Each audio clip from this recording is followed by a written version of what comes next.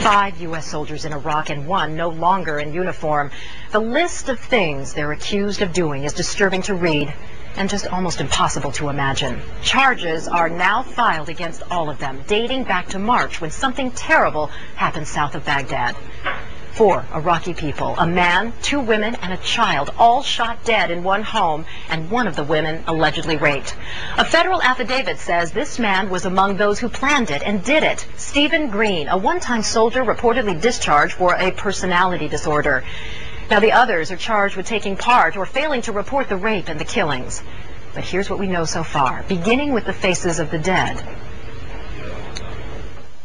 We've blurred the faces of some of these Iraqi identification papers because we're not yet sure of the ages of some of the people they belong to. Federal prosecutors say they are victims of an appalling crime. One of them, a girl or young woman allegedly raped and murdered by an American soldier. 5 active duty soldiers are charged this weekend with either participating in or failing to report her rape, her death, and the death of 3 of her family members. This man, Stephen A. Green, a just discharged former soldier, pleaded not guilty this week in federal court to rape and murder charges. A longtime Republican senator says he is confident the truth will be found. The fact that the military is proceeding with American justice is also a very strong point in our favor. But American justice isn't enough for Iraq's fledgling government. Prime Minister Nouri al-Maliki has called for a review of the immunity status for coalition troops under Iraqi law. But a spokesman for the U.S. State Department says agreements in place for American soldiers overseas won't change. And we obviously want those agreements to be respected. A U.S. defense official says the newly charged soldiers are under watch at their base in Iraq. While the alleged killings occurred March 11th or 12th, the allegations didn't surface until June 23rd, when 2 soldiers came forward during stress counseling.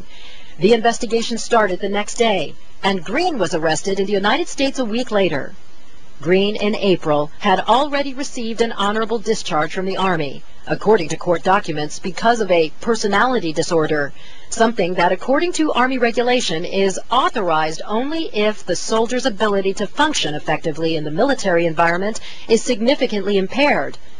As for Stephen Green's side of the story, one of his public defenders tells CNN, simply no comment. Green will be tried in the States even though his alleged crimes occurred overseas. It's a relatively new federal law pertaining to military justice.